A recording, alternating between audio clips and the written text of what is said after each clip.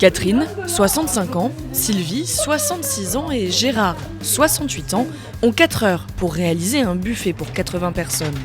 Un défi à la hauteur de cette équipe de retraités. C'est parfait. J'aurais pas fait mieux. Car s'ils étaient autrefois ingénieurs ou informaticiens, ils sont aujourd'hui traiteurs, avec pour la plupart un CAP cuisine décroché en fin de carrière. Une brigade de retraiteurs créée en 2023 par Cécilia. C'est venu d'un constat avec mon papa qui a eu beaucoup de mal à passer à la retraite.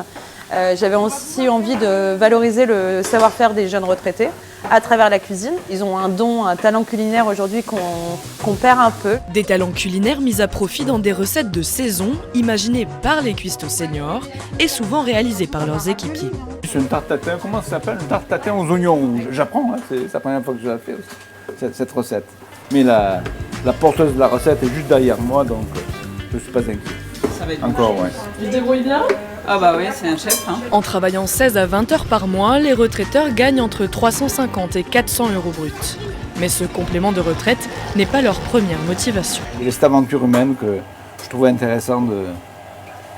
à laquelle je trouve intéressant de participer. Et on plaisante, on se raconte nos histoires, nos voyages, nos histoires de petits-enfants aussi. Le partage comme ingrédient principal. On fait toujours la cuisine pour quelqu'un, on fait pas la cuisine pour soi. Hein. Je connais personne qui fait de la cuisine pour soi. Donc c'est toujours bien. Bien serré, hein, Justine, faut bien serrer le truc. Okay. L'échange est aussi générationnel avec Justine, stagiaire de 21 ans, devenue la petite fille adoptive du groupe.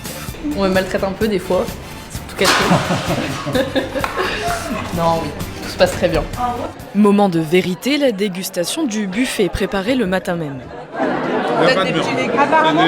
Ce soir, les Bureaux du Cœur fêtent leurs 3 ans. Cette association permet à des personnes précaires d'être logées dans des locaux professionnels inoccupés.